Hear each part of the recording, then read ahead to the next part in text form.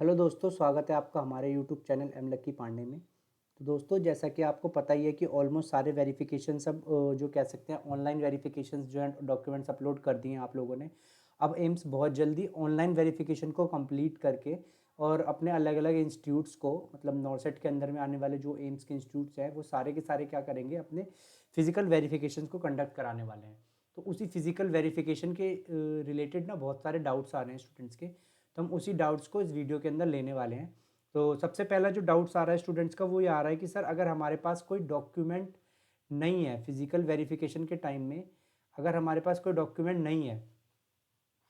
तो क्या होगा। और दूसरा डाउट ये आ रहा है हमारे पास जो स्टूडेंट्स का आ रहा है वो ये आ रहा है कि सर क्या मेडिकल एग्जामिनेशन कंडक्ट कराएगा एम्स। मेडिकल एग्जामिनेशन भी होता है जब आपको फिजिकल वेरिफिकेशन किया जाता है तो शायद मेडिकल एग्जामिनेशन कंडक्ट किया जाता है। तो क्या वो मेडिकल एग्जामिनेशन होगा, ये स्टूडेंट्स का डाउट आ रहा है, और होगा तो सर उसके अंदर क्या क्या चीज़ें होंगी। तीसरा डाउट हमारे पास ये आ रहा है स्टूडेंट्स का कि सर क्या हमें एक्सटेंशन मिलेगा, किसी रीज़न की वजह से हमारे पास कोई स्पेसिफिक रीज़न है या हमारे पास कोई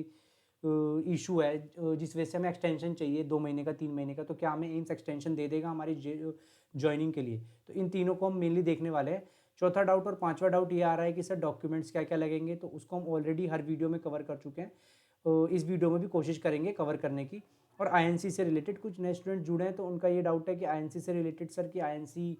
जो है चाहिए होगा कि नहीं चाहिए होगा, इससे रिलेटेड फिर से एक डाउट आ रहा है। तो उसको हम कोशिश करेंगे इस वीडियो के अंदर वापस से क्लियर करने की। तो चलिए सबसे पहले स्टार्ट करते हैं कि देखते हैं कि डॉक्यूमेंट अगर हमारे पास नहीं है तो क्या कर सकते हैं।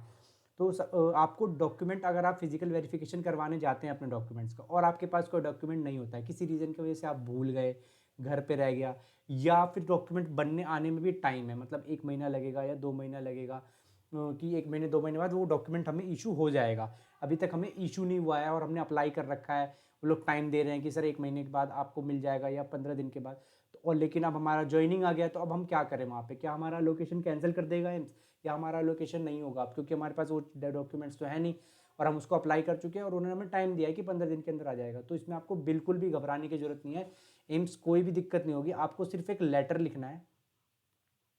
लेटर लिखना है एडमिनिस्ट्रेशन में, ठीक है। और हमें एक सेल्फ डिक्लेरेशन का फॉर्म देना है। ये मैं ऑलरेडी पुरानी वीडियोस में भी कवर किया था, पर डाउट आ रहा था तो इसलिए मैं इसमें अंदर कवर कर रहा हूँ कि लेटर और लिखना है एडमिनिस्ट्रेशन को, और सेल्फ डिक्लेरेशन का जो है एक फॉर्म आपको भर के देना है वहाँ पे। और उसके अंदर लिखना है कि सर विद इन 1 मंथ या 2 मंथ, जो भी टाइम पीरियड है, इसके अंदर मेरा ये डॉक्यूमेंट्स आ जाएगा तो मैं इन डॉक्यूमेंट्स को आपको सबमिट कर दूंगा। तो तब तक के लिए मेरा अलोकेशन को प्रोसेस कर दिया जाए। तो वो क्या करेंगे, आपका इस सेल्फ डिक्लेरेशन को, लेटर को ले लेंगे सारे डॉक्यूमेंट्स के साथ, और आपको ज्वाइनिंग मिल जाएगी तुरंत, बिना किसी परेशानी के आपको ज्वाइनिंग मिल जाएगी, ठीक है। बस ये है कि विद इन आपको 1 से 2 मंथ्स के अंदर उस डॉक्यूमेंट को, जो भी आपने टाइम पीरियड लिया है उसके अंदर आपको उस डॉक्यूमेंट्स को सबमिट कर देना है, ठीक है। वैसे कोई प्रॉब्लम नहीं आती है इन फ्यूचर, पर एक आधा स्टूडेंट्स जिनसे हमने प्रीवियसली बात करी थी उन्होंने कहा था कि सर अगर हमने कोई डॉक्यूमेंट ऐसा रह गया है तो क्या होता है कि वो लोग जब तक हम डॉक्यूमेंट सबमिट ना करें ना तब तक ज्वाइनिंग होगी, ड्यूटी चलती रहेगी, सैलरी होल्ड पे चली जाती है हमारी गवर्नमेंट के अंदर। तो जैसे ही वो हम डॉक्यूमेंट सबमिट करते हैं ना, और वैसे ही सैलरी हमें मिल जाती है सारी की सारी। अगर हमारी प्रीवियस मंथ की रुक भी गई है ना तो वो भी अगले महीने एक साथ ही आ जाती है सारी की सारी सैलरी। तो एक ये माइनर इशू हो सकता है, लेकिन आपको ज्वाइनिंग में कोई दिक्कत नहीं आएगी। मतलब ऐसा नहीं होगा कि आपका अलोकेशन, जो स्टूडेंट्स का डाउट आ रहा है ना कि सर अलोकेशन कैंसिल हो जाएंगे, तो आपका अलोकेशन कैंसिल नहीं होगा कोई भी, आपको प्रॉपर अलोकेशन दिया जाएगा और आपको प्रॉपर जॉब दिया जाएगा, कोई दिक्कत परेशानी नहीं होगी, ठीक है। अब अगला डाउट जो आ रहा था वो आ रहा था कि मेडिकल एग्जामिनेशन होगा कि नहीं होगा। तो यस, एम्स जो है मेडिकल एग्जामिनेशन कंडक्ट करवाता है, ठीक है। तो उसके अंदर मेडिकल एग्जामिनेशन होने की पॉसिबिलिटी बहुत ज़्यादा है, ठीक है, कि करवाएगा ही करवाएगा। हाँ, कुछ रीजंस की वजह से नहीं होगा। अब तो कोविड की वजह से क्या हो गया, अब कोविड टेस्ट भी वो लोग मांग लेते हैं, पर मोस्ट प्रोबेबली जो मेडिकल एग्जामिनेशन के अंदर कंडक्ट होता है वो आइज़ का होगा, आपका ईसीजी का टेस्ट किया जाता है, एक्सरे चाहिए होता है, ब्लड रिपोर्ट चाहिए होती है, ठीक है। ये मोस्ट प्रोबेबली चीज़ें होती हैं, eyes, ECG, X ray, blood test. और फिजिकल एग्जामिनेशन होता है जिसके अंदर हर्निया और हाइड्रोसील का टेस्ट किया जाता है। फिजिकल एग्जामिनेशन होता है जिसके अंदर आपका हाइड्रोसील और हर्निया का और हाइड्रोसील का टेस्ट किया जाता है, ठीक है। तो ये इंपॉर्टेंट मेडिकल एग्जामिनेशन है जो एम्स कंडक्ट करता है at the time of physical verification, ये भी आपको किया जाएगा, ठीक है। और किसी रीज़न की वजह से अगर ये नहीं होता है तो वो अलग है, वो इंस्टीट्यूट टू इंस्टीट्यूट वैरी करेगा, पर हाँ मेडिकल एग्जामिनेशन कंडक्ट किया जाता है। अब एक थर्ड जो डाउट आ रहा था वो डाउट को लेकर बताता हूँ। एक्सटेंशन से रिलेटेड जो डाउट आ रहा था स्टूडेंट का कि सर किसी स्पेसिफिक रीजन की वजह से, मान लीजिए हमें कोई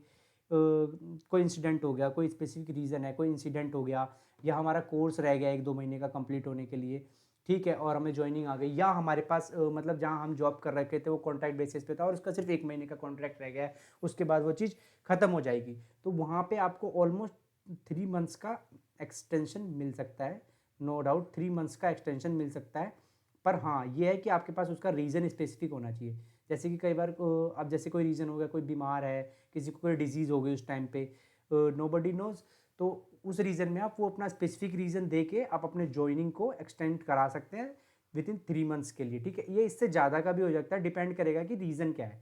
डिपेंड करेगा कि रीज़न क्या है, रीज़न जो भी होगा उसके हिसाब से जो है एक्सटेंशन आपको मिल जाएगा, पर मैक्सिमम जो एम्स कहता है वो 3 मंथ्स का एक्सटेंशन आपको वैलिड करता है, ठीक है। और अगर कोई और रीज़न है, किसी और रीज़न की वजह से आपको, पर वो आपका रीज़न स्पेसिफिक होना चाहिए, वैलिड होना चाहिए, उस बेसिस पे आपको एक्सटेंशन मिल जाएगा आराम से। डॉक्यूमेंट्स क्या चाहिए होंगे, इसका मैं आपको बता देता हूँ, फोर्थ वाले का। सारे डॉक्यूमेंट्स जो आपने जो है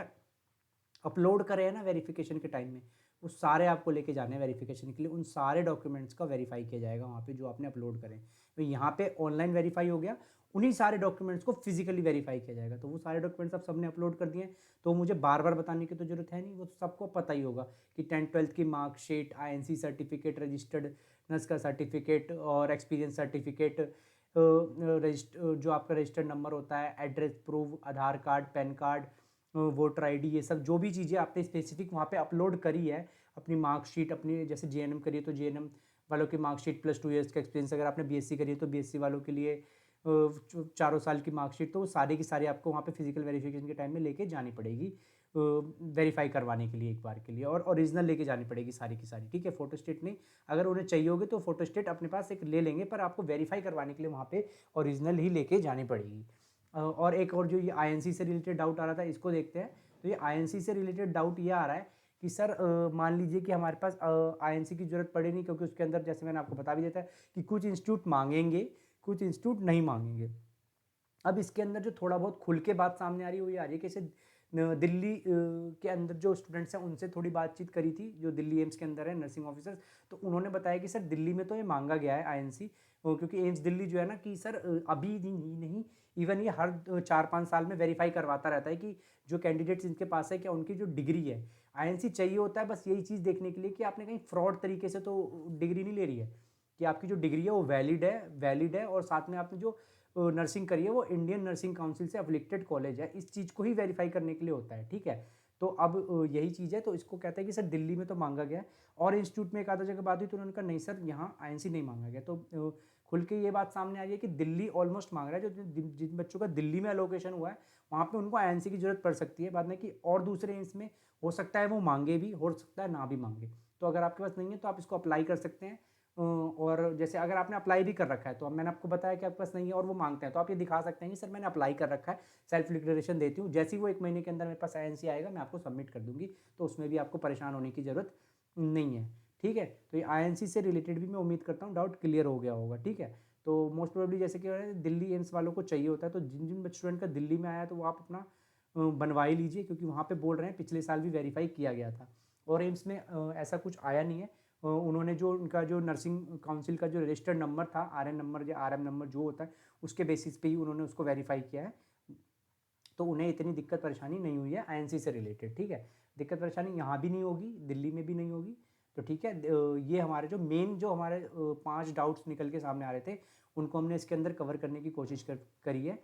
अगर अभी भी किसी के मन में कोई डाउट रह जाता है बाद में, कि जैसे कोर्ट्स वगैरह में फैसले चल रहे हैं, कैट में भी चल रहा है, सुनवाई होने वाली है, वो सारे इश्यूज अभी चल रहे हैं, तो वो इश्यूज एक बार रिजॉल्व हो जाता है तो सारी बातें फिर खुल के सामने आ जाएंगी एक बार के लिए, कि हाँ क्या हो सकता है, अब किस तरीके से एम्स अपने आगे की रणनीति बनाता है, किस तरीके से आगे अलोकेशन लेगा, किस तरीके से जॉब प्रोवाइड करेगा, किस तरीके से बच्चों को कोई परेशानी वगैरह तो नहीं हो रही है, उन सारी चीज़ों को देखेगा वो, मतलब कि हाँ कि जो भी कैंडिडेट्स हैं ऑफकोर्स जो अथॉरिटी एग्जाम कंडक्ट करा रही है ना उसका ये पूरा बनता है, और वो ये चीज़ देखती है कि स्टूडेंट्स को किसी तरीके की कोई परेशानी ना हो, वो अपना जो भी प्रोसेसेस हैं उनको बहुत ईजिली कर ले, वो ईजिली तरीके से कर ले, ताकि उनको भी कोई दिक्कत ना हो और स्टूडेंट्स को भी कोई दिक्कत ना हो, तो बस यही है। तो तो अब उम्मीद है कि केस का रिजल्ट भी जल्दी से जल्दी आ जाए, ताकि हम भी एक बार के लिए अपने माइंड के साथ जो भी बच्चे हैं वो क्लियर हो जाए। क्लियर होने से क्या होगा कि वो अगले साल की तैयारी अच्छे से कर पाएंगे। अदरवाइज क्या है कि हम इसी के अंदर रह जाएंगे और पता चलेगा कि इस साल का भी एग्जाम आ गया और वो भी फिर उसी तरीके से जा रहा है। तो इसलिए उम्मीद करते हैं कि एम्स इसका रिजल्ट जल्दी निकाले, और अगर थोड़ा डिले भी करता है तो हम अब अपनी प्रिपरेशन हमें स्टार्ट कर देनी चाहिए नेक्स्ट ईयर की।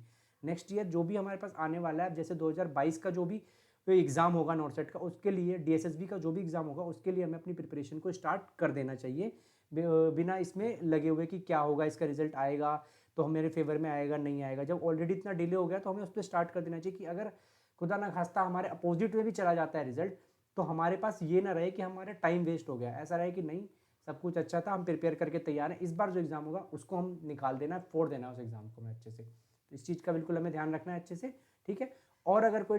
डाउट रहता है तो आप कमेंट सेक्शन में करिए, हम कोशिश करेंगे कि उन डाउट्स के ऊपर वीडियो बना के ही क्लियर करें। कमेंट्स इतने हो रहे हैं कि रिप्लाई करने में थोड़ी दिक्कत हो रही है, बाद में कि जो भी रहता है हम कोशिश करते हैं कि कमेंट्स के अंदर रिप्लाई कर दें। तो अगर आपके पास कोई डाउट है तो आप कमेंट्स में करिए, हम कोशिश करेंगे आपको अच्छे तरीके से चीज़ों को क्लियर करने के लिए। आप पर्सनली बात करना चाहते हैं तो एम लक्की पांडे हमारी आईडी है इंस्टाग्राम पे, आप उस पर भी मैसेज करके हमें बात कर सकते हैं कुछ, अगर आपको पर्सनल क्वेश्चन पूछना है तो। उम्मीद करता हूँ वीडियो इन्फॉर्मेटिव रही होगी। Thank you so much.